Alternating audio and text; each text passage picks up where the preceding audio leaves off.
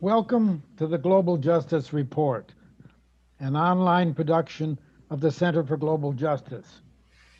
I open with apologies to all of you who have, and thanks to all of you who have endured the technical difficulties we've just been through.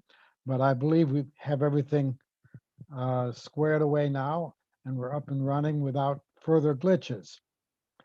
I'm Cliff Durand, your host for today's program. The Center for Global Justice, El Centro para la Justicia Global, is a multinational and bilingual research center in San Miguel de Allende, Mexico. The center is devoted to research and learning for a better world and empowering a solidarity economy. Due to the pandemic, we've discontinued our in-person events and instituted these online webinars. Without our previous revenue generating programs, we now depend on your donations to support these webinars and to be able to continue to pay our Mexican staff. You can donate at our website, www.globaljusticecenter.org. Today's program focuses on the solidarity economy and poses the question, does COVID-19 offer a historic opportunity for the transition from a capitalist economy to a solidarity economy? Certainly the current pandemic has radically altered many of our ways of working together in our communities, regions, and internationally. It's exposed new levels of vulnerability and risk and added new dimensions to the multiple crises that human civilization already suffers. In these times of unprecedented uncertainty, would it be preposterous to think that there are favorable conditions for major paradigm shift? Well, actually, many prominent thinkers think that that is the case. Among them are our guests today, Juan Gerardo Dominguez, and Emily Cawano. Juan Gerardo is closely involved in the cooperative movement in Mexico and internationally. Since 1990, he's worked with an organization called Cooperative Advisors for Social Advancement, an organization that has aided the formation of more than 100 cooperatives in 25 Mexican states in areas as health, community agriculture, recycling, handicrafts, and fisheries. Emily Cawano is a coordinator at the U.S. Solidarity Economy Network and a former board member of the Intercontinental Network for the Promotion of the Social Solidarity Economy. She's also the co-director of the Wellspring Cooperative Corporation in Springfield, Massachusetts. An economist by training, she's a longtime member and a former executive director of the Center for Popular Economics, a collective of progressive economists working to demystify the economy. We will ask Emily to speak first. After that, we'll give the floor to Juan and then open the floor for your questions and comments. But let me pass the floor now to Emily. Welcome. Good to have you with us again. Thank you, Cliff, and thanks for having me back. It's nice to be here. Thank you, everybody, for showing up. I am going to share my screen.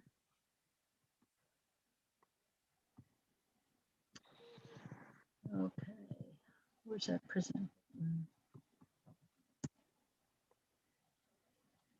Okay.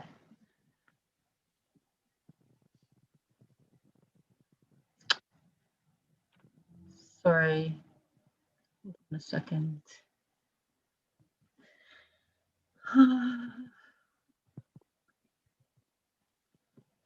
Okay. All right. So, yeah, the question being posed is about, does COVID and the pandemic provide us with an opportunity? I would argue that there are multiple converging crises, the pandemic being one of them, and the climate change, right? These massive, certainly in the United States, right? The massive storms and hurricanes and flooding and fires, people being displaced by climate change. The racial justice uprisings in the United States have really been a huge disruptor, causing a lot of questioning of the status quo. And then, yes, so Trump is no longer in office, but still the reverberations of this slide towards fascism is really something that I think that we have to continue to take seriously, not only in the United States, but all around the world. And all of this is contributing to a huge amount of economic disruption and people just questioning the status quo. So, multiple crises, huge opportunity, like once in a generation, maybe once in a few generation opportunity to shift the paradigm. Okay, so a little bit of framing. When we talk about a paradigm shift, a lot of what we hear in the United States, anyway, is a fondness for sort of what I would call New Deal capitalism. So a lot of harking back to a former, like the 40s, 50s, 60s, up until neoliberalism, right? But it's still capitalism, right? A stronger social welfare program, stronger role of the state, stronger protections and regulations, but it's still capitalism. I think what we are here to talk about is what does a post-capitalist vision look like? And I'm specifically going to talk about solidarity economy. So just a quick a typology, if we think about these two big buckets, right, capitalist and post-capitalist, there are different models of capitalism, right? So neoliberalism is sort of the cutthroat version that's dominant right now. And as I mentioned, there's a kind of a lot of people when they're talking about a paradigm shift, at least the liberal left in the United States is often talking about New Deal capitalism. So it's, if you think of social democracy as Scandinavia, New Deal capitalism is like a watered down version of that, but it's still capitalism. And so solidarity economy is clear about being post-capitalist. We're clear in our belief that capitalism is not going to get us to that more just, democratic, and sustainable vision of the world. So clearly post-capitalist, but solidarity economy also clearly would not embrace authoritarian forms of or visions, such as authoritarian state socialism. And just a quick definition of capitalism, because I know from all my decades of work with the Center for Popular Economics, people often start by saying capitalism is just too complicated. It's impossible to define. And therefore, it just becomes this kind of mushy term that we use to describe everything that we don't like. So here are the 5 characteristics that the Center for Popular Economics has been using for well over 40 years, and I think it's stood the test of time. So number 1, it's the private ownership of the means of production. Sometimes we call it the MOPS. So that's the stuff that you need to produce, your land, your factories, your tools, your equipment, your inputs, right? So private ownership of the means of production. Those are your capitalists, right? They're the owners. Wage labor, right? These people do not own the means of production. They're paid a wage for their labor. Those are the workers. And right there, you have the capitalists and you have the workers and you have class struggle. Right? Capitalists are trying to maximize profits, often on the backs of the workers. The fourth, so that's profit maximization. The fourth is commodity production. So you're producing for sale, not necessarily for use. And the fifth is market exchange, right? That's the medium of exchanges through markets. Okay, so those 5 characteristics all taken together make up or describe the capitalist enterprise and system. One alone is not sufficient.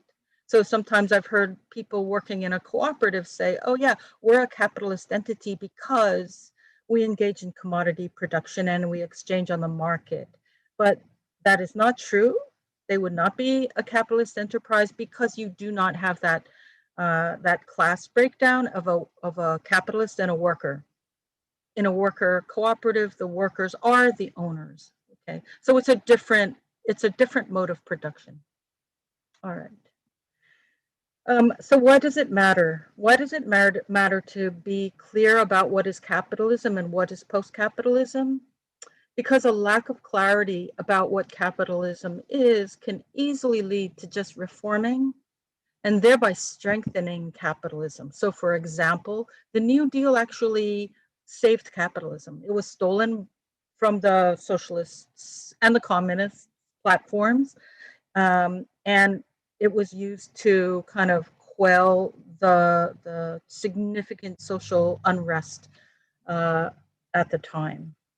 So clarity about the long-term vision helps to ensure that solidarity economy is building transformative reforms, sometimes called non-reformist reforms. And an example of a struggle these days might be the Green New Deal, which talks about lots of laudable things to lower carbon emissions and this, that, and jobs and all that. But it does not very clearly articulate a challenge to ownership structures. So that's an area of struggle. So this is a definition of solidarity economy. It's drawn from both the US Solidarity Economy Network and RIPES. So RIPES is that intercontinental network for the promotion of the social solidarity economy. So it's the International Solidarity Economy Network. So RIPES went through a 2-year international process of consultation so that we could build a common foundation of a definition of what the solidarity economy is. And so I think there's lots of variation. There's lots of ways that it'll show up differently in different places and different cultures, but we would agree on these basic things. So number one, it's a framework. It's a framework that connects practices and people engaged in promoting these practices that are aligned with solidarity economy values. And the US Solidarity Economy Network uses these 5, and it'll look slightly different, but basically these are pretty consistent. So solidarity, cooperation, mutualism, all that. Democracy, participatory democracy, not just voting. Democracy in all aspects of our lives. Equity in all dimensions, race, class, gender, etc. Right? So anti-oppression. Sustainability, pretty clear. And pluralism means that it's not a one-size-fits-all model. It's not a dogmatic blueprint. It's very respectful of the fact that different things are going to work in different places, different times, different political, economic, social realities and cultures. So looking at the global movement, which is also what solidarity economy is. So I mentioned RIPES already, and just to give you a sense of other stuff that's moving on an international level, the International Labor Organization offers a Solidarity Economy Academy every year. There's a UN task force on the solidarity economy. Solidarity economy has been enshrined in a couple of constitutions in Bolivia and Ecuador, and there's a number of countries that have national policy frameworks in support of solidarity economy. So there's a lot of there. So solidarity economy, and this is me thinking like an economist, looking at these sectors of the economy.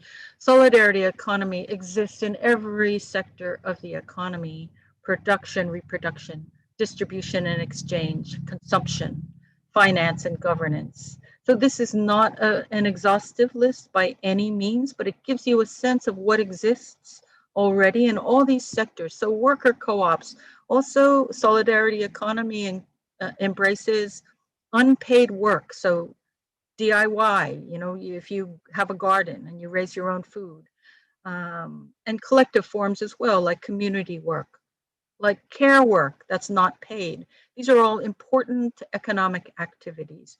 Distribution and exchange, things like social currencies, time banks, fair trade. Also things like, and it's never clean. Some of these you might argue belong in the production sphere, and often they're both. Things like open source, examples like Wikipedia. Consumption, things like community land trusts and food co-ops and electric co-ops, etc. Finance, we have credit union, we have peer lending, we have public banking, etc. And governance, we have things like participatory budgeting. And then the other really important point to make, and some people would maybe disagree, but I think a lot of us would agree that some of the things that are in the public sector are probably keepers, right? In our solidarity economy, things like public education, public libraries, national parks, and some policies are probably keepers. Okay, so that just gives you a sense that there is a huge foundation to build on. So there are many, many competing frameworks. There's new economy and community economy and people's economy, and there's so many. Green, right? YSE, Y solidarity economy, I would argue that it's a big tent, but it's also clearly defined as being post-capitalist. It's not dogmatic, it embraces plural pathways. It is already a global movement. We are building on a huge foundation that already exists. And some of these practices are old, and some are new, and some are mainstream, and some are alternative. And at the heart of it, it's really grounded in concrete practice and experiences. A lot of there. So just to, probably a lot of you know this, this idea of imaginal cells, but just in case you don't. When a caterpillar spins its chrysalis, its body starts breaking down into this kind of goop. And in the goop are these imaginal cells. And these imaginal cells actually imagine themselves as being part of something different, right? They imagine themselves as a butterfly. But at first, these imaginal cells are isolated, and whatever kind of defensive mechanisms still exist in that goop that's breaking down, the caterpillar body that's still breaking down, that defense system attacks the imaginal cells and kills them. But these imaginal cells keep sort of growing, and they find each other and they clump, right? They recognize each other as having a common purpose. They clump, they become stronger, they're able to resist the attacks, and then they start to specialize, and some become eyes, some become wings, some become legs, and eventually they form this brand new imagined entity and emerge as a butterfly. So keeping that metaphor in mind, we can say, think back to that list of that huge foundation to build on. Think of those as imaginal cells. And what we have to do, and what solidarity economy is about, is trying to connect these imaginal cells that right now, are sundered from each other, and they don't recognize each other as being part of the same project of building another world. And so I just want to say, I think we're at a point where that the imaginal cells are there, I do think that we are beginning to turn to each other and recognize each other and clump, right? Starting to work together more and more and more. This is just from my own personal experience of things that I'm involved in. And there's way more beyond this, but just like off the top of my head, some indications of the level of interest since the pandemic. We offered a couple of Solidarity Economy 101 workshops. We had over 900, I think we had over 950 registrations. There is this grant makers in the arts is this association of grant makers, and they commissioned a report on art and solidarity economy. A whole bunch of foundations, some of them very big, like Ford and MacArthur, and anyway, large foundations are expressing an interest. Very recently, I've had a request from the Massachusetts Department of Public Health to do a series of workshops on solidarity economy for their sexual and domestic violence survivor community, because they want to think about solidarity economy and cooperative solutions for their folks, for survivors, like housing and work and mental health, things like that. I co-authored a piece that's linked here on system change and solidarity economy that has gotten more than 5,000 hits in Nonprofit Quarterly, which is the publication. Like for them, that's a really, really high number. And that's like just all nonprofits, many of which are pretty mainstream. There are more and more solidarity economy local solidarity economy organizations and networks. One example is in Massachusetts. We have a newly formed statewide network. It's the first statewide solidarity economy network in the United States. Another example of how we're recognizing each other. So I'll just give you this example. So we have this process. So Solidarity Economy Network initiated this process of resist and build to bring together national organizations that are working on system change, not necessarily solidarity economy, but organizations that maybe straddle. Some of their folks might be looking to reform capitalism, but at least some of their folks are looking to build beyond capitalism. So we convened a whole bunch of these national organizations, and the goals were, one, to build clarity about system change and capitalism, post-capitalism. Two, to introduce this resist and build framework, which is saying, okay, if solidarity economy is mostly about the build, right, of all these practices, it's really important to also join up with and be grounded with the resist, right? So that's the grassroots organizing, as well as the political and electoral and policy work. And then we added a fourth sphere, which is the importance of arts and culture and interpersonal and personal relationships. And that's in the center because that's so central to every single sphere.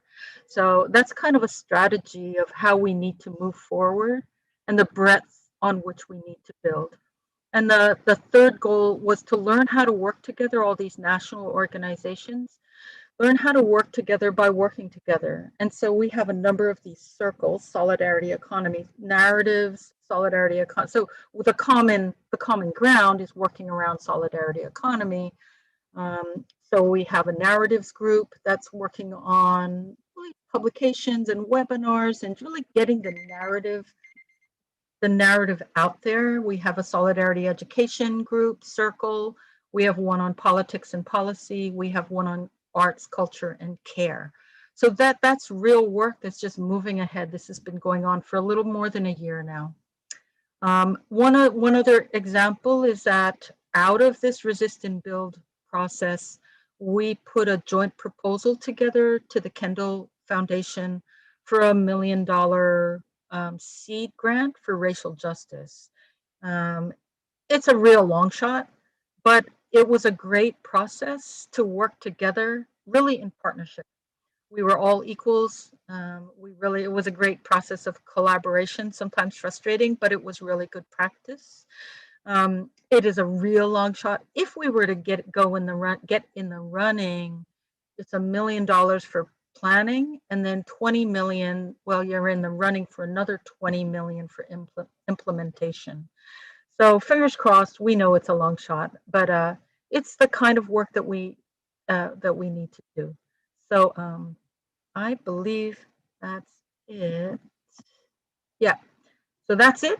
I will stop my screen share and thank you. Okay, thank you, Emily. Now I want to turn the floor over to Juan Gerardo, who also has a, uh, a PowerPoint presentation, which we will be sharing. But first, let me just spotlight him so you all can see him up close there.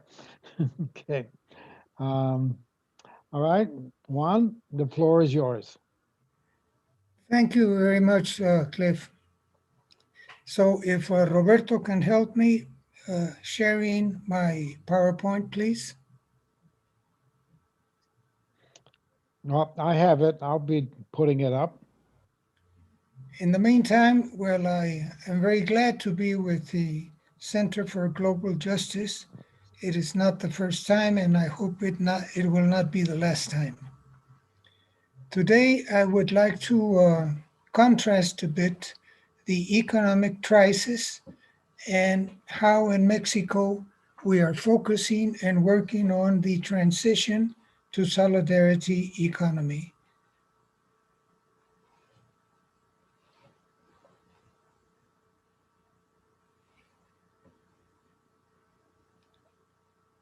The first question, which I think Emily has answered very well, is it a time for a paradigm change?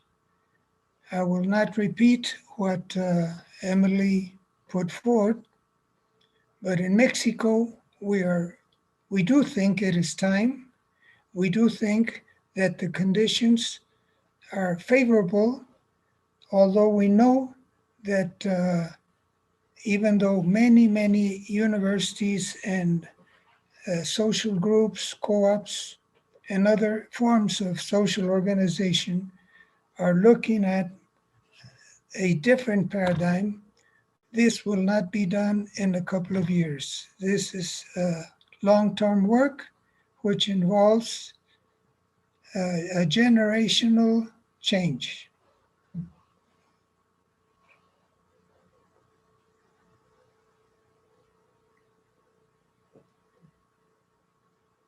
Now, this change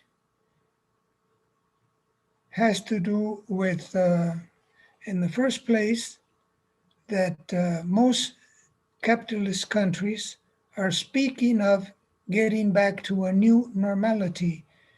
And as we heard a few minutes ago, the new normality can have some changes, but still remain a capitalistic normality. So the next question we have asked ourselves here in Mexico is, what normality are you speaking of? Groups that are promoting this new normality. Is it more capitalism? Is it more concentration of wealth? More unemployment? More harassments to migrants? More pollution? More money being more valuable than work? Is that what they are thinking of when they speak of a new normality?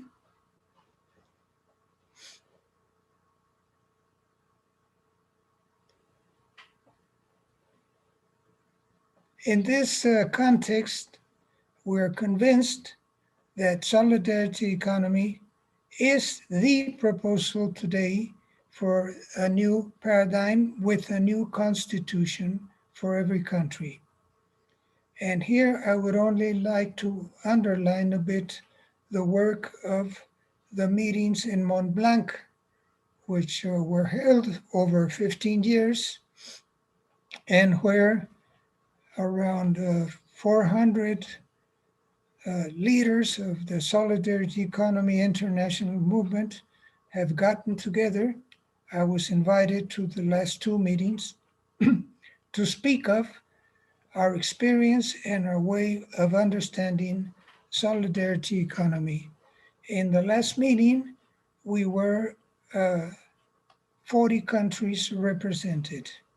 And among them, which surprised me quite a bit, was a monarchy. But, well, I hope that this was a true convincement of solidarity economy. In any case, we have to see solidarity economy, and I repeat a bit what Emily said, that if we do not understand that solidarity economy is based on new principles, then we will still be trapped in new forms of capitalism, new strategies for capitalism.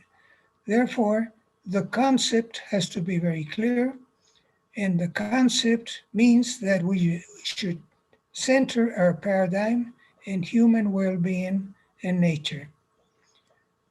We should also speak of development in this concept. We should also speak of economics, production and consumption, and the relation between individuals and society. We should also have principles, different principles for culture, for science and technology, for democracy, and for social development such as education, housing, sports, health, and so forth. The principles are what make the difference, and I agree fully with how Emily has presented this.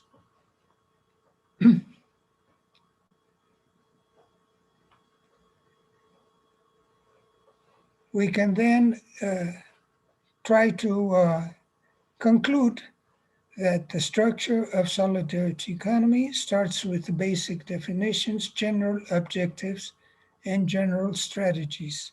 If we work on these three axes, then we will begin to have a better and more complete comprehension of solidarity economy.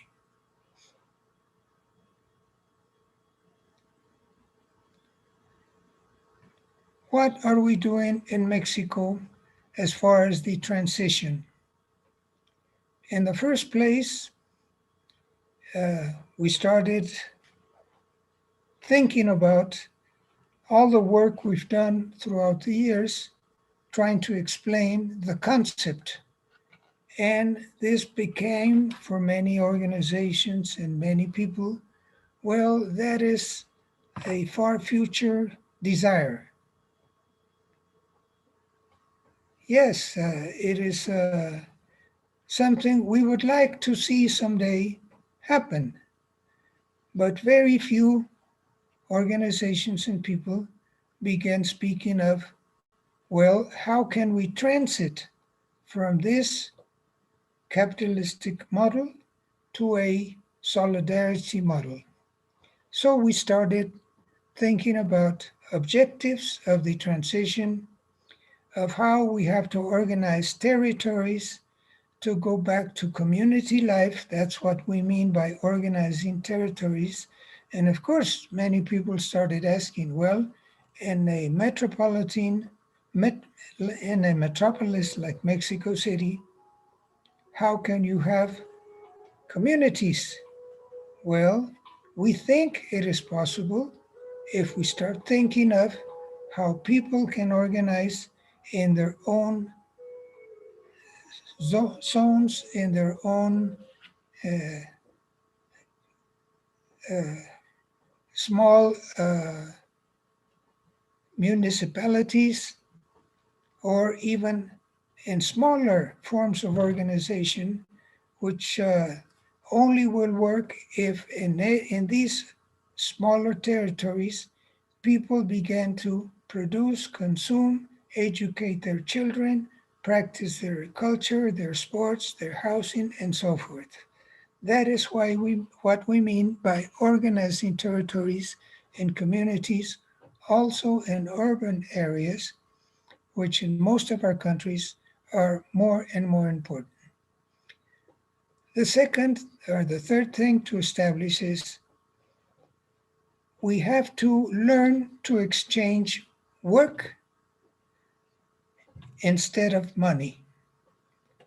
If we manage to increase more and more the exchange of work instead of the exchange of money for obtaining our food, our education, our health care, then we are advancing in this transition.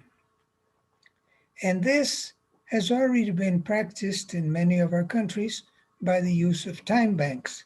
But the principle behind this is let's learn to interchange work priority over money. And this is the basis of our transition. What actions do we have to undertake to do this? And we are already doing this in one municipality in Mexico City called Coyoacan. We are organizing communities with people where there is a surplus of labor and a lack of money. Now, this happens nationwide, and I know it happens also in the United States. How does the government react in the richest country of the world? Well, they try to give money to people. Well, we think that here in our country, we should first try, because there's not enough money in the government treasury. So, but there is a surplus of work and there's a big lack of money. Then we have to assure that each member of a group that agrees to organize in this manner is in accordance with the project, but that in this group they share values with the founders of the project. We do not have a group with a money bank, with a time bank, where some people believe in individual efforts and other people believe in group efforts and solidarity and equity and all the values that Emily already projected. So we have to have people that agree with the values of the founders of the project. We have to have people in this group that have basic skills for production, for food, and for health.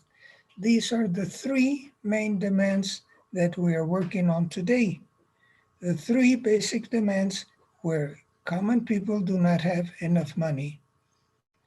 You form a group and you look for people that can offer in the time bank production of food, health services, and education services. We try to reach a balance between production and consumption on a monthly program. If we can have more or less the same number of hours deposited in the time bank for production of food, and more or less the same for healthcare and for educational activities, then the time bank has better possibilities of advancing. If this goes on for many years, then we expect that we will begin to really affect money banks, the big banks in all our countries. If we do not need so much of their money, then we are weakening capitalistic economy.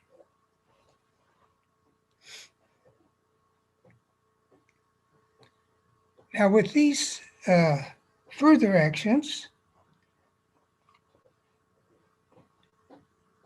came the question, well, what happens in a community where some of the producers of goods and services lack to improve their skills. Well, then we have to also give training to those people so that they can supply their products and their services with a sufficient amount and quality. This brings us also as a further action, well, these people can also organize in co-ops to improve these skills, to improve their efficiency. So we are also promoting co-ops and these groups. We have to promote that people in these groups simplify their life. Today, in a city like Mexico City, people spend a lot of time in things that are valueless, in transportation and seeking pleasure here and there, and they have forgotten about the pleasures in open spaces, the pleasures with nature, the pleasures of seeing a life being reproduced, and so forth. The next action is then let's exchange products and services using this time bank, which I already commented. Then we design a simple procedure for the administration of the time bank. Somebody has to administrate. And this frequently brings the question, how do we value 2 hours of a doctor versus 4 hours for somebody that produces tomatoes and hot peppers and so forth? Well, there, the community, the group that are working with this time bank have to come to some forms of valuing the hour of each producer in the time bank. And finally, in the actions, we have to break with economic and cultural dependence on what large multinationals have imposed upon us. If we do not work simultaneously with the cultural dependence through cultural means, then they will attack this transition to solidarity economy, questioning things such as quality, for example, the technological means that we're trying to use as open source and so forth. Immediately, the owners of Google, of Gmail, and so forth will attack and will have people spreading the word that the quality with these alternative forms of communications is too bad, that it is better to use Google or Gmail or any other technological developments.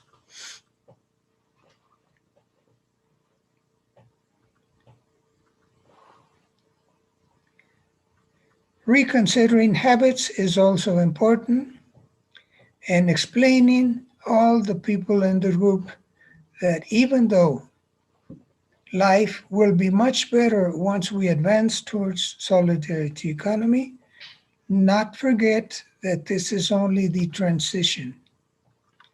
The final goal, the utopia, is solidarity economy. But these are concrete things we can do to better our lives without money.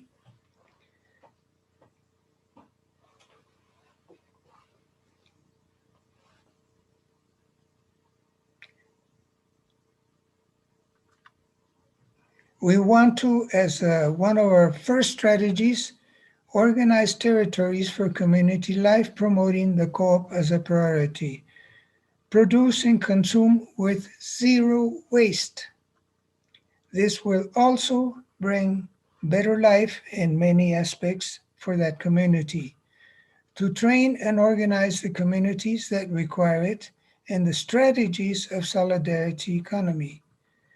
That is to say, once they have experienced some increase in their level of life and in their basic needs, then we can strongly begin training them in what is solidarity economy, the principles that guide the general objectives that are pursued in solidarity economy, and the basic strategies to get these general objectives working.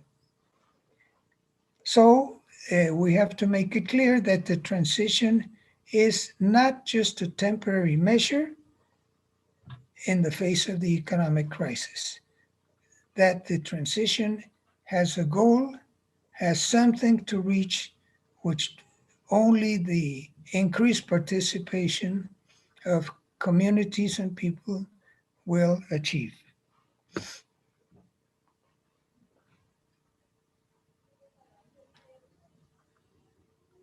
Other strategies are obvious, but I want to repeat, gradually replacing bank money with social currency will reduce dependence on capital, and this involves promoting and building solidarity circuits with local suppliers of goods and services, such as Euclides Manse worked on and has been working on in Brazil for many years.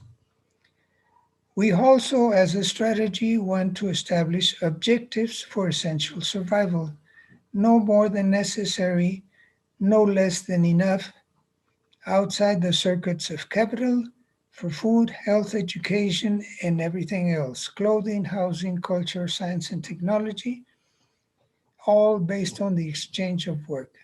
Let us remember the example of the Argentinians when the banks closed. How did the people, especially in rural communities, work and leave behind the bank crisis? They started using social money. So more and more there are international experiences that we have to communicate and keep present with these new communities that we're working with. We have to focus the integration of young people in the process of building the good life that solidarity economy offers within the framework of community life. We have to start changing that idea of young people that the big city is the answer to their happiness, that more and more has been proving to be false.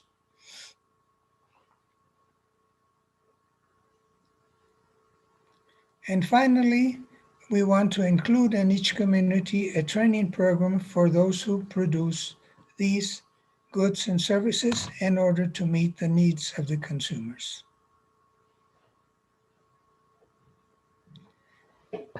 I'll stop here and turn the floor over to Cliff.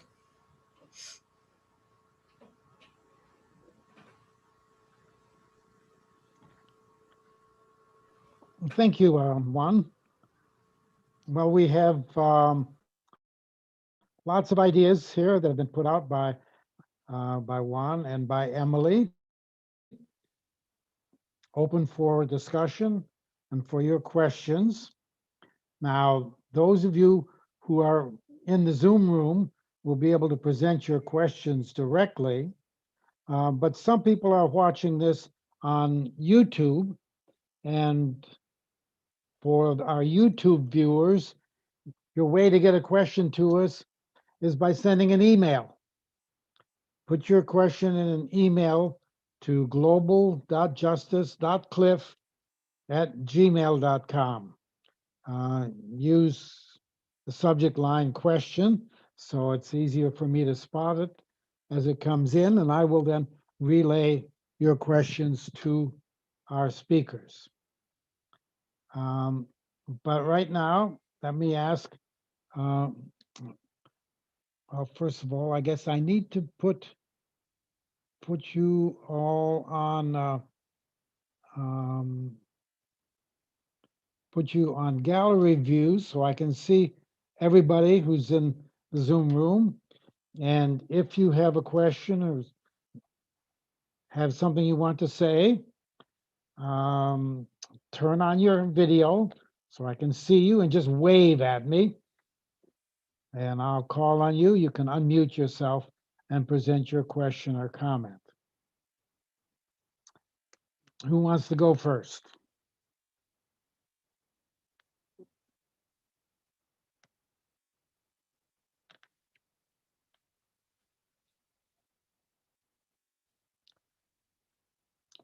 While people are getting their thoughts together, let me put a question in to get things started off. We've heard mention of a number of public goods and community provided services that occur often without monetary compensation, like childcare, for example, all as elements of a solidarity economy. And I was struck as I heard you mention those things that much of that is included in President Biden's infrastructure proposal. Infrastructure is not just highways and bridges, but it includes human infrastructure. Part of what is spoken of as Build Back Better includes support for things like childcare, education, etc. And I'm just wondering whether, as the Biden administration is trying to respond to the pandemic crisis and build the country back better, whether he's stumbling upon some of the kinds of programs that have been part of our understanding of the solidarity economy. I'm curious what you think of that, Emily, and why. Yeah.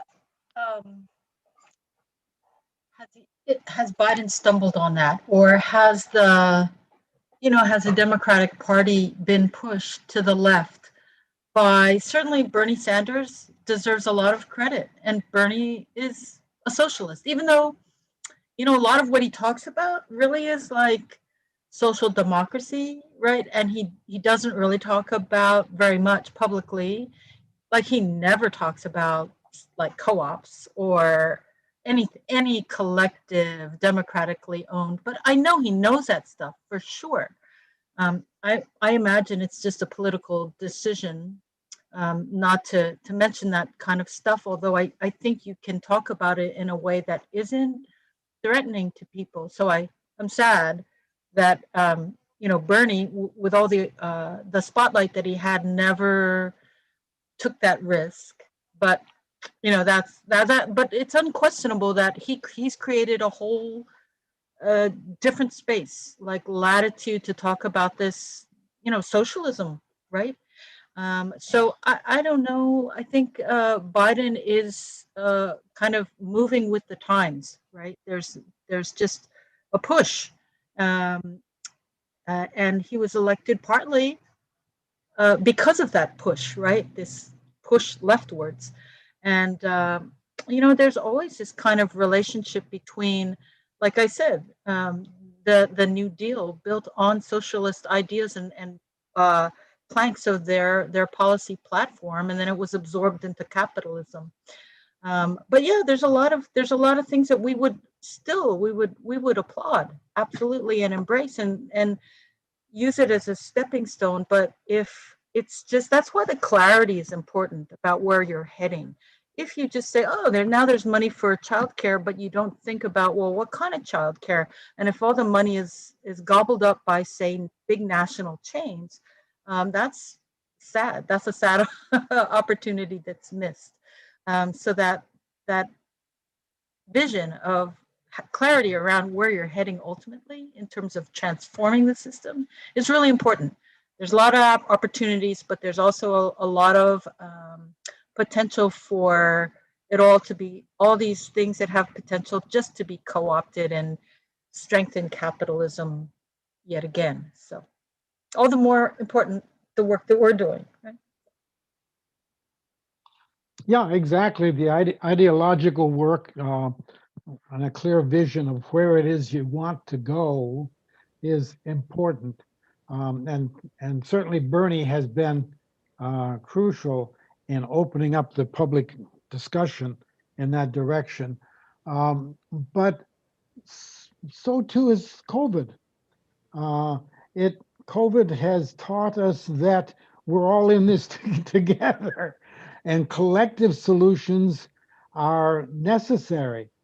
So I think there's been a kind of public education that has taken place through this whole process that has moved us away from the neoliberal ideology toward a more collective and hopefully cooperative approach to dealing with our problems. Juan, you want to speak to that too? Yes.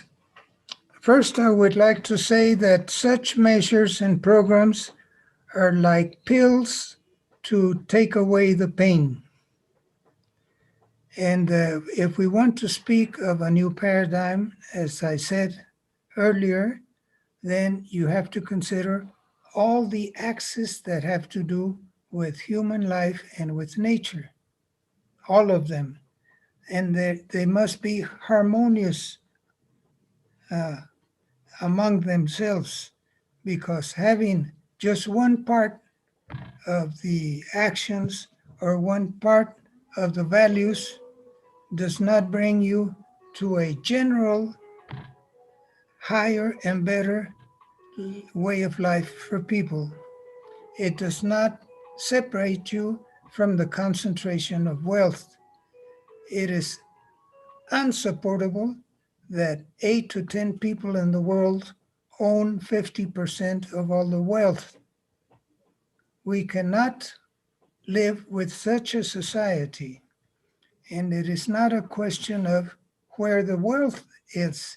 It is the question of where the people are that have the right to live in a dignified manner, healthy manner, educational growth matter, and so forth and so on. So these pills that might one identify as we're going to the left, if they are only pills to cure the pain, then I would say let's keep that in mind all the time, but let us not stop working towards a new paradigm.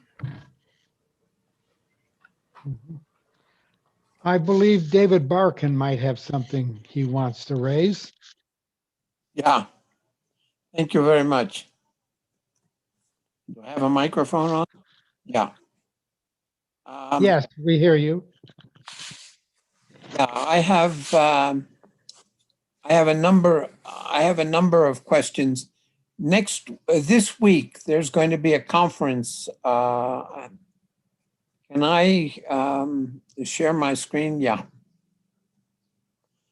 There's going to be a conference at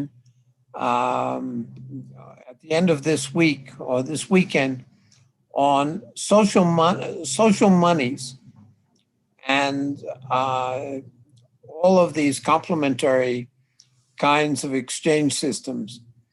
I would invite both of the speakers to talk about this use of the creation of local monetary systems that are popping up around the world, have been around for quite a while. Do you think that they're relevant kinds of approaches to strengthen local economies and move towards the social solidarity economy that you, Emily, particularly were particularly clear about what would be involved? Thank you. I can certainly say that local currencies, social currencies, time trades, time banking are all sort of democratically owned and controlled forms of exchange that solidarity economy would embrace. And, you know, certainly there's a history of very large scale social currencies, some of which still exist. on a national level, like in Switzerland. And they've shown that there's lots and lots and lots of potential for it to really revitalize, put local economies back on their feet when there's been a collapse due to whatever. It might be war, it might be just some economic collapse, but the normal economy has stopped functioning and people create their own currency. And because everything is still there, the people are there, the resources are there, the factories are still there, right? The means of production are still there, but something has broken down. And local currency has been shown as a way to jumpstart these collapsed systems. I think there's a lot of potential. One of the challenges, I think, is that if it becomes successful, time and time again, there's been a clampdown, right? The central bank comes in and like destroys the local systems or the alternative national systems because it's really threatening. So overall, I mean, I do think it's something that we have to be aware of, whether it's social currencies, local currencies, or anything else, cooperatives, that if solidarity economy ever becomes successful enough to really be threatening to capitalism, which right now we're not, it's just kind of like seen as this cute little thing that's really marginal. But if we do, expect that boot to come down. Certainly in the United States, we're clear that that boot will come. And to stay aware of that and be thinking about how to be prepared.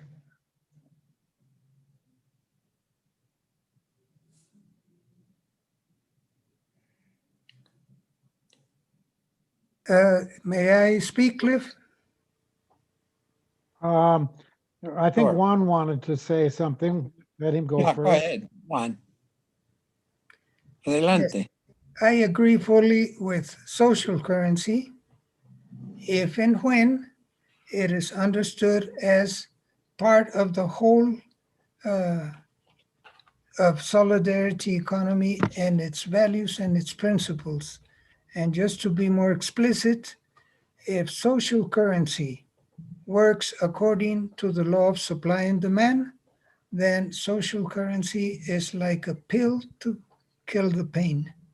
If social currency is oriented towards the values and principles and objectives of solidarity economy, then it is an excellent instrument.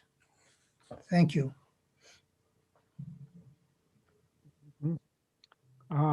David, and then Liz.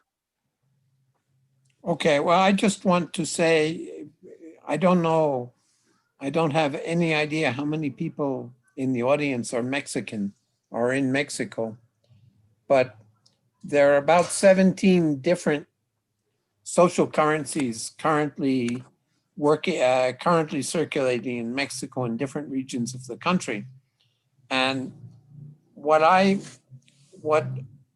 strikes me as interesting about them from the perspective of today's conversation is that what they are doing is encouraging people to produce locally and exchange among their neighbors and among the people in the community.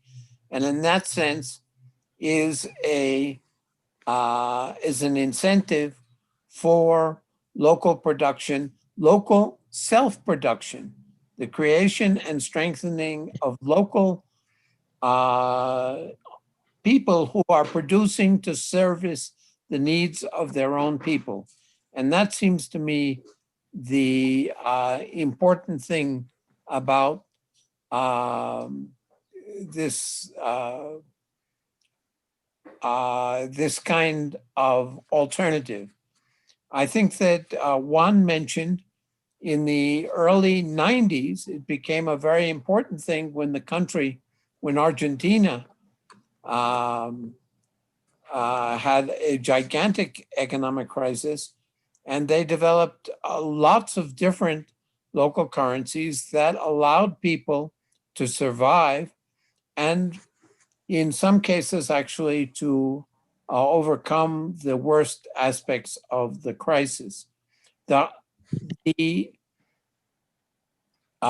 heritage of that are the more than 450 worker-controlled enterprises that are still operating in Argentina as a result of that, and the strong notion which the national government in Argentina is trying to deal with, that worker-owned cooperatives, worker-owned enterprises, worker-recuperated enterprises can be very an important way of dealing with local crises.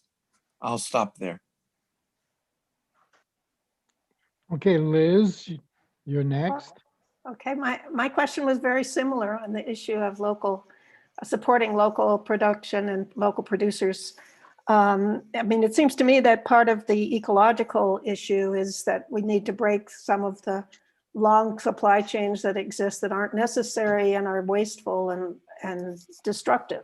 But I was wondering how you see the efforts like community-supported agriculture, which, as I understand it, exists fairly at a pretty good level in the US, but I don't know much about whether it exists in Mexico. That's the question. Much shorter.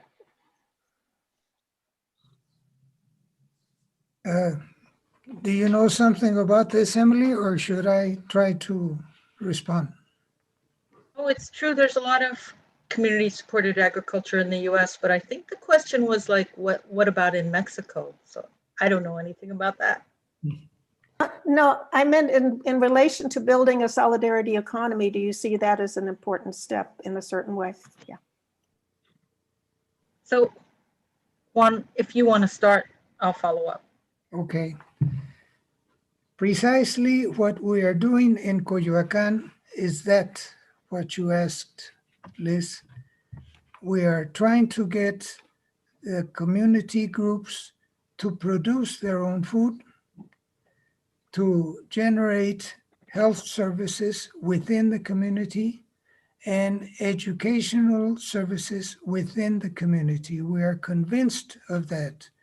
We are convinced that solidarity economy in the future should be sponsored by community life. Now, this is a great threat to large-scale productions of anything, education, health, food. Yes, it is a threat. But on the other hand, a greater threat that we are living in practically all Western world is that these large enterprises, these powerful capitalistic groups are the ones that are determining governments.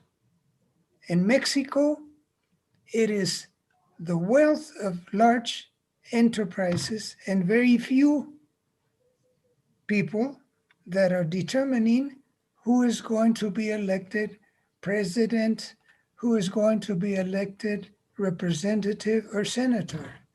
Now, if we prefer large-scale production because of its efficiency, because of its innovations, instead of real democracy, instead of a healthier life, instead of a better relation with our ecology and with our main resources, of course, then we will say, let's keep on betting on the law and supply law.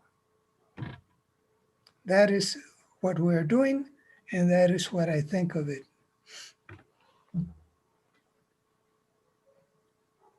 By talking specifically about community-supported agriculture, so I'm assuming everybody knows the model, right? So it's a little tricky, right? I think, and different people will probably have different opinions about where CSAs sit within solidarity economy. So I'll just say what I think. On the one hand, right, it's not a normal supply and demand relationship. Local people are buying a share in a local farm, And if the yield is that year is poor, then you get a smaller box every week. If it's a bountiful year, then you get a lot more. And the farmer is able to count on this income coming in the beginning of the season when they really need it. They don't have to go into debt. And there's a relationship between the members that buy a share and the farmer, and you know that farmer. On the other hand, right, there is nothing about a CSA that says anything about how labor is treated. There's nothing necessarily that says that it's sustainable, right? So, when we were doing this mapping project, right, the Solidarity Economy National Map, we really had to make a decision about what are we including and what are we excluding, right? And there's so much fuzziness when you really dig into it. And we actually, I'm trying to remember, we might have left out CSAs in general unless we knew ones that we were really comfortable with. Since then, because we were afraid that we had heard that there are some big ones, especially in California, that are pretty bad in terms of their labor and environmental practices. Since then, I've done a little bit more research and I am not finding that evidence. So I guess it feels like an area that it would be great to do for somebody to do that research, right? Like to survey CSA, especially larger ones, and see what their actual practices are. But certainly, I think Solidarity Economy embraces that direct relationship with the producer and also directly buying a share and sharing in the bounty as well as the years that are not so bountiful. That seems like a good thing.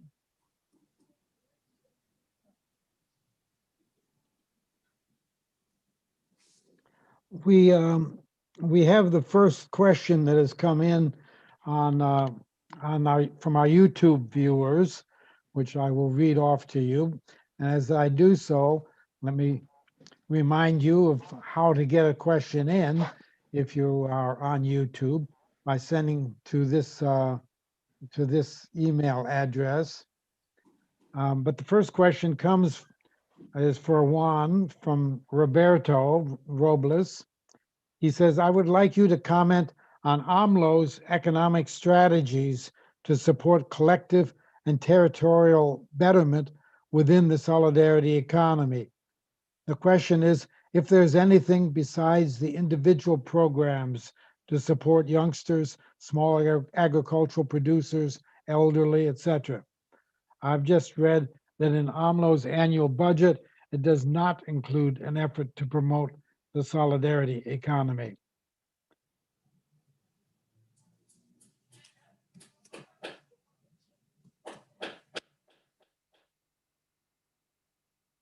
Juan, you want to speak to that? Yes, well, I don't know very much about this Pablo proposal, but we're really at the beginning in this transition strategy. We know we have to work with young people.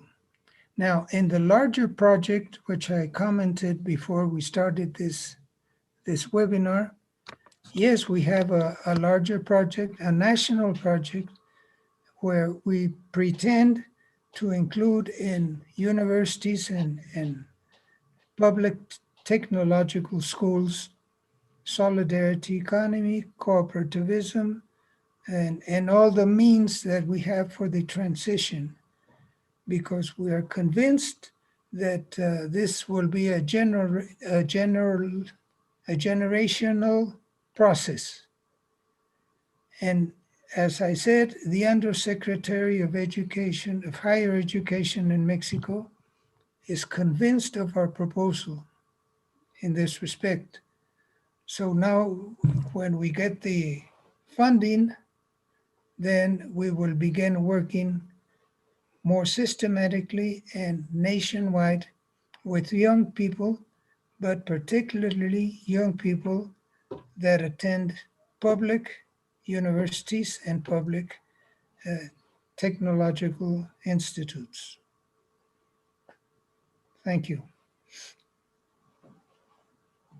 I don't know if any of you saw 60 Minutes last night, but they had a very interesting report on the Ford Foundation. The current director of Ford Foundation is saying that he wants to adopt a different model of philanthropy, one that will address existing inequalities.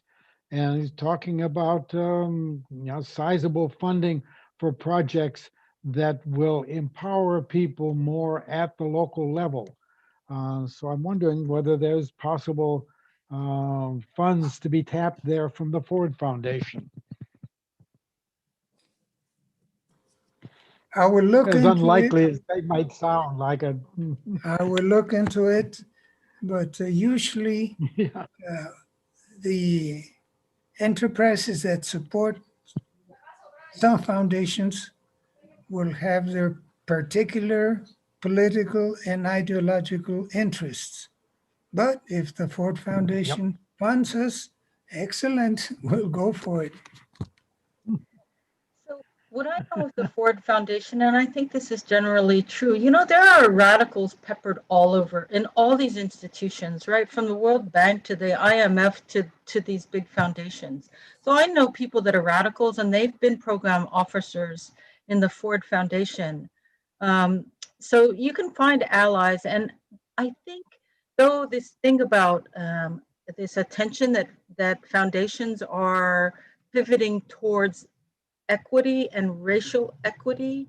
It is kind of a new pivot, but it's not necessarily all. I mean, these foundations are the more progressive ones are always talking about, you know, the poor, helping the poor people and the underserved communities and the, you know, immigrant communities and whatever the flavor of the day is. I'd be really surprised if the Ford Foundation or any of these other big ones are really talking about, I mean, they're talking about reforming capitalism and making it, you know, they're talking about, you know, like social democracy kind of capitalism, US style, which is really watered down. However, my experience in having gotten some of these grants every once in a while, including Ford, including MacArthur, at the Center for Popular Economics, it's pretty clear where our politics are. We got some of these grants and there were not strings attached. We did what we wanted. So I encourage people to go ahead and apply for it. You know, we did not wave a, you know, a radical flag. We did say we want to demystify the economy so that people have, you know, the tools to better organize in their own community, like all that kind of stuff. But we certainly didn't raise, you know, wave a big anti-capitalism flag. I mean, why bother, right? But, you know, often there is funding for stuff that it's not threatening, right? The work itself is acceptable across the board. And I have not had the experience myself of having the foundation come in and try to control the concrete work that we're trying to do. I know that's a complaint, but I have not experienced it. Mm-hmm. Yeah, certainly in applying for funds from an establishment source like that, you definitely need to downplay the political agenda that lies behind what you're doing. But you know, they may well be quite happy to fund the dispensing of what Juan called pills, but not recognizing that those pills might become seeds for developing something very different from what they want. Yeah, David. Unmute yourself. Unmute myself. I'd like to go back to the discussion of the community supported agriculture. There's an international network that's called Urgenci, URGENCI. which supports that kind of work. And I think that it's important that we understand that in many parts of the world, it's not the large agro business people who are doing this in most parts of the world. One of the things that is very, very important about the community-supported agriculture in France is that it has led to the survival of many of the small-scale fruit, vegetable producers that in the Paris area, in Bordeaux, in Toulouse, in Montpellier, and that's been very, very important. When I was looking at them in Berlin, they have developed a very, very important network of people who are not,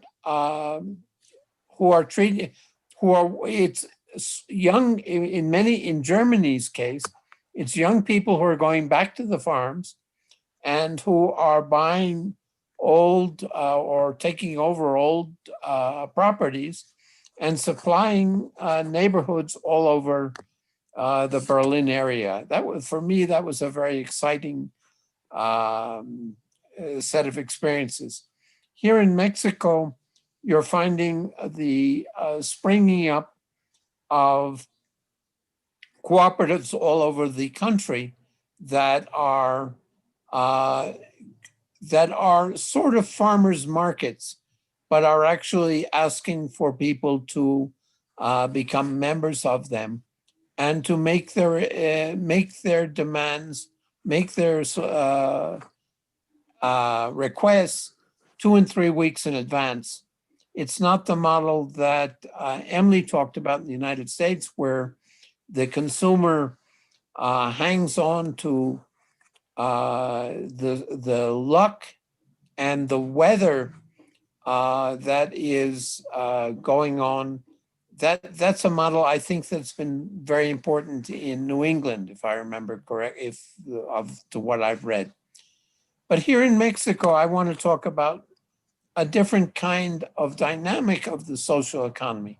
And that is, there are about 25 million people living in rural Mexico, organized in peasant and in indigenous communities, that are going about deliberately increasing their autonomy and their ability to supply themselves and their neighbors and develop trading networks with smaller rural communities, the peri-urban network of cities all over the country that is leading to great increasing degrees of independence, of autonomy, and is creating the basis for political action against the incursion of capitalist enterprises that are trying to take over what are often very, very valuable ecosystems. And so what I would like to emphasize in closing is that I'm talking about tens of millions of people in Mexico, but not only in Mexico, but that's where I live and work, that are actually involved in creating a basis for local administration, local governance, and local production, which is not just self-sufficiency. It's local production for involving trading, more increasingly complex trading networks in the rural areas. And that, to me, is very, very exciting.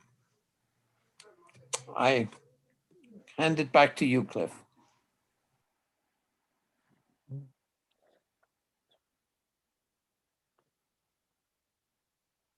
Okay, I see Bonnie McLeod raising her hand.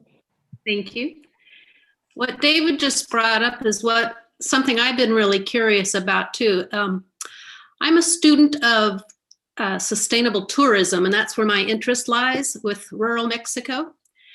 And I was intrigued by this presentation today because it had never really occurred to me to create cooperative around tourism. One of the platforms of sustainable tourism is that it should be community-based, and that the locals dictate, or as much as possible, the type of tourism they want, and then learn how to own it and be the owners rather than just the waiters and the taxi drivers. So I've been trying to put my head around how to help in the rural world of Mexico, that these little towns the people can learn to become the owners of the tourism, the restaurateurs. An example is we have a house in Mineral de Pozos, which has been booming the last few years.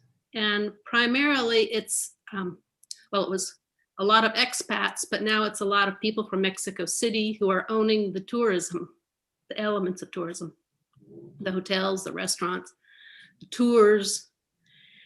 And I'm curious about the idea of a cooperative around in Mexico in just the rural towns. But now that David has brought up that there's these networks happening, it sort of makes it even a bigger idea. Anyway, that's why I'm participating today, as I'm listening for ideas.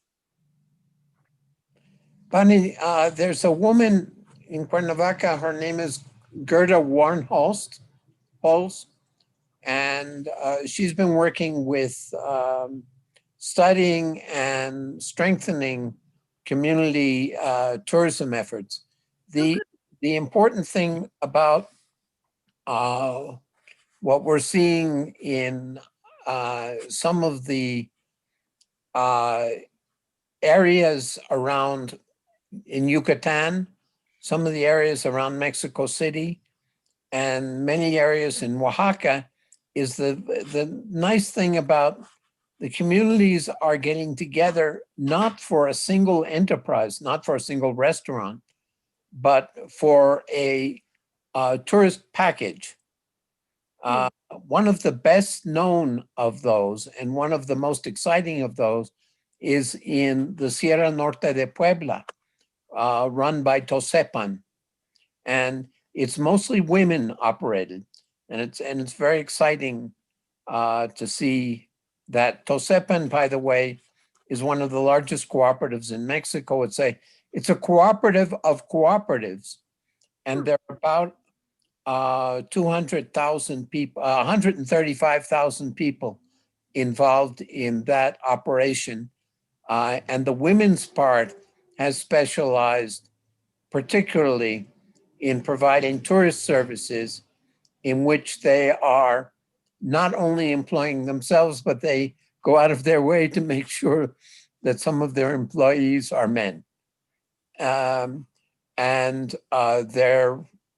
It's very, very exciting kind of development. The Tosepan Cooperative Organization has existed for 40 years in Mexico. Yeah, I'd love to learn more about it.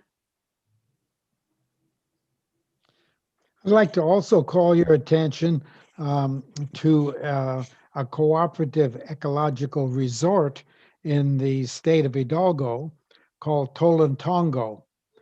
The Center for Global Justice has been particularly interested in this. It's based in an ejido whose land included a very beautiful box canyon with thermal waters, and they have developed it into a very successful resort, working class resort. It's close enough to Mexico City, so lots of people from DF come for weekends and so on. It's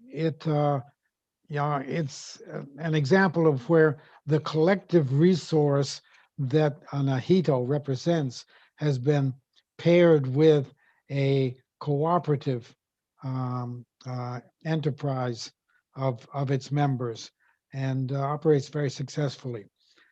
The Center for Global Justice has produced a video about that, which is available on our website, so you may want to check that out. Yeah, I'm familiar with individual examples like your resort of cooperatives and women's cooperatives.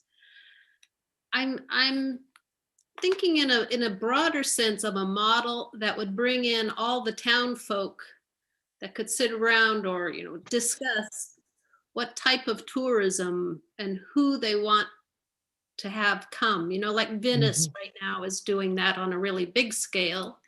They've been pushing for it for years, and they are finally being able to stop cruise ships from coming into the lagoon.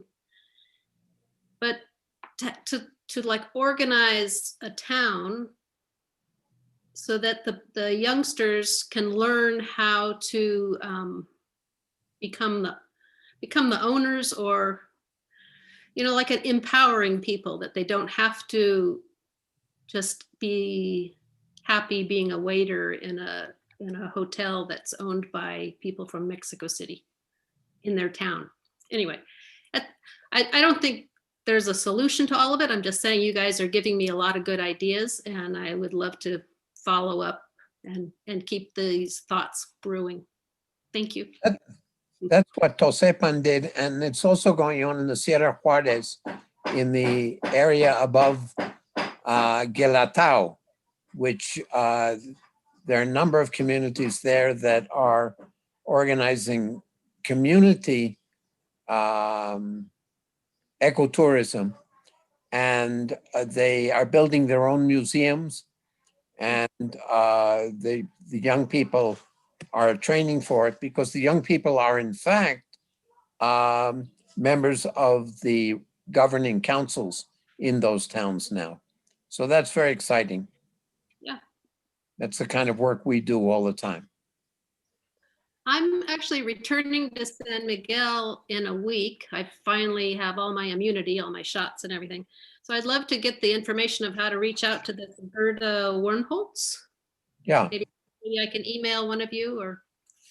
Yeah, you can just write me. Thank you.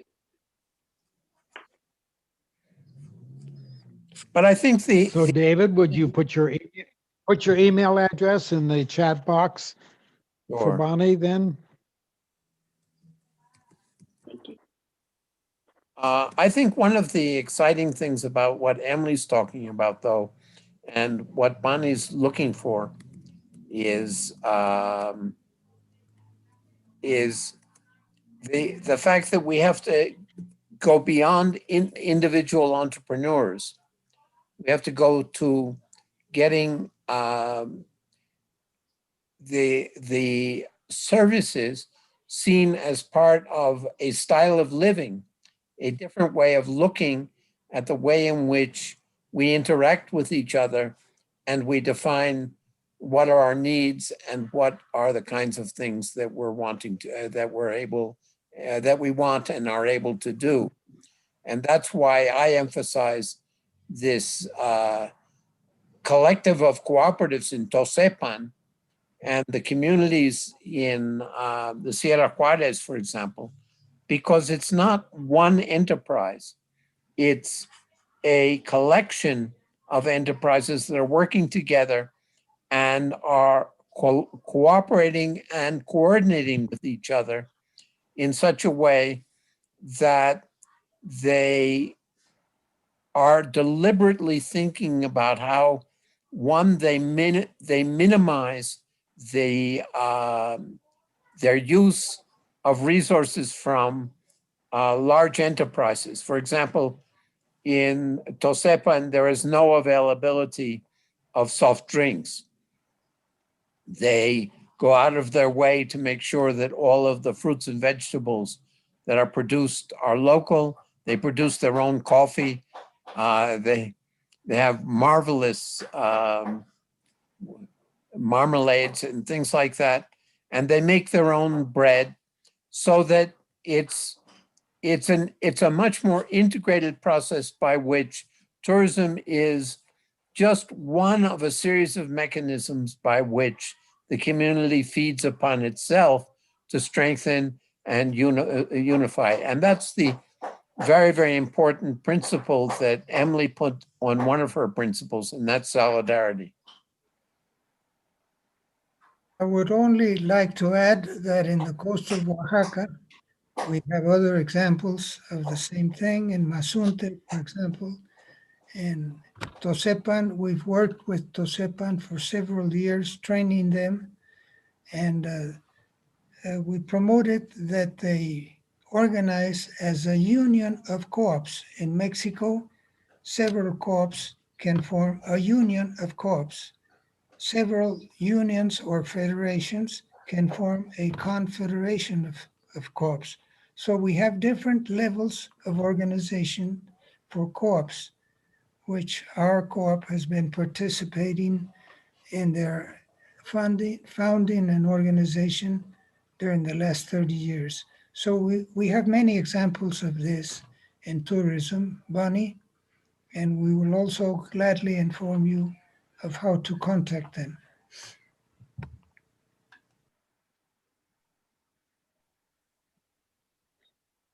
Juan, I'm curious if there are other examples you can point to of ejidos who have built on that property form to build a cooperative.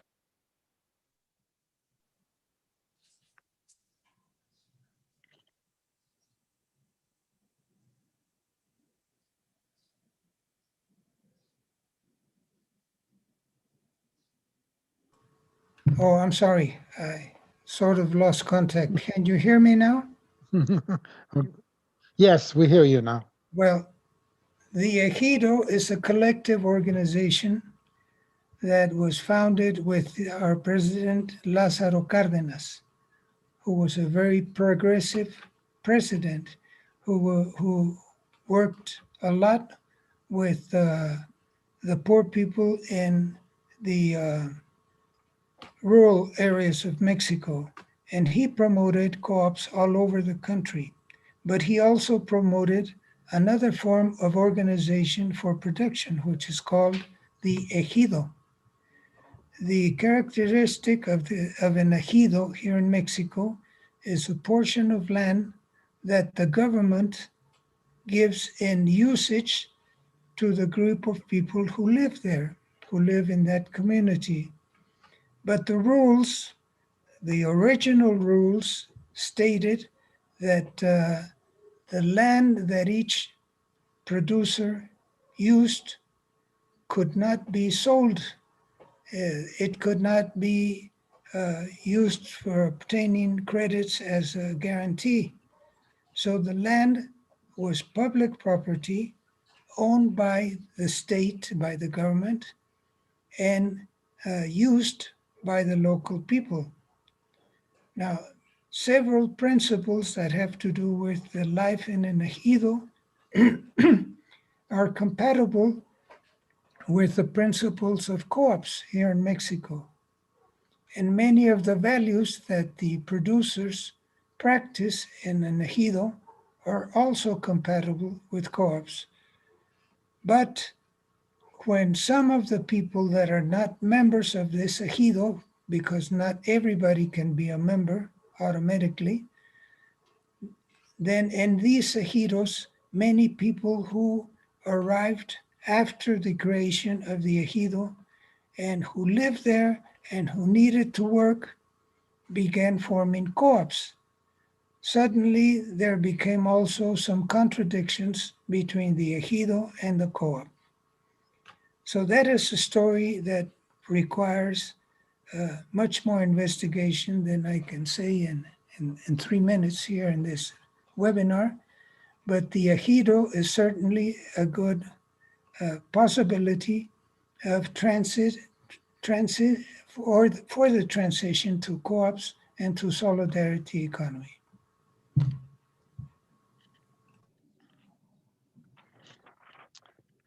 Okay, thank you for that.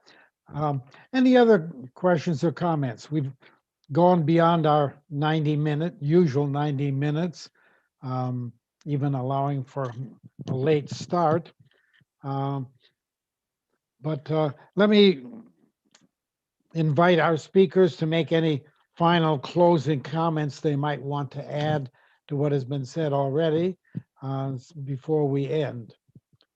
Emily, any last words from you? Well, thank you for inviting me to this forum. It's been a very interesting conversation, and I learned a lot, and made note of some of the things that were mentioned and have them up on different tabs. So I'll follow up on that kind of stuff. So it was very rewarding for me as well.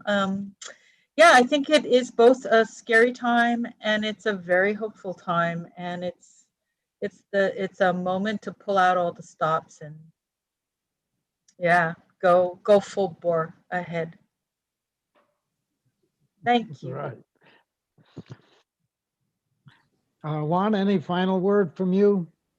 Well, likewise, I appreciate very much the opportunity to speak with the center, to speak with the people that follow the Center for Global Justice.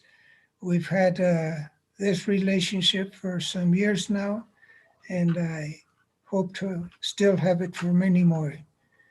And my final desire for everybody is that we change our chip and stop thinking that market economy in any of its versions and strategies is out of date.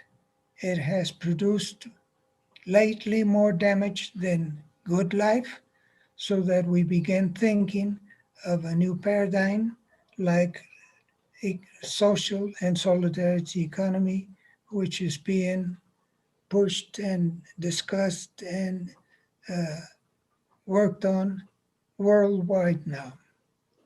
And I hope that the seed of solidarity economy becomes as contagious as the COVID virus. All right, thank you. And I want to give a warm thanks to our friends Emily Quano and Juan Gerardo for a very informative discussion. Um, I certainly enjoyed it, and we hope our audience enjoyed it as much as I did. I thank all of you who contributed to the discussion. Today's webinar was recorded as our past programs have been, and will be available on YouTube, accessible from our website, www.globaljusticecenter.org. And we've got over 40 programs there now that we have done, and you will find them, find a lot of very valuable information there. Next Monday, our webinar will feature Sylvia Federici, a leading feminist thinker who will be talking about COVID, women's work, and the crisis of social reproduction. She was recently featured in a New York Times Magazine article profiling her as a thinker who foresaw the impact that COVID would have on women in particular. So tune in next Monday for our discussion with Sylvia Federici. I want to thank our webinar team for today's program and all of the others. It includes Liz Mestras, Gregory Diamant, Roberto Robles, Olivia Canales, Bob Stone, and myself. But for now, this is Cliff Duran signing off until next Monday. Hope to see you then. Ciao.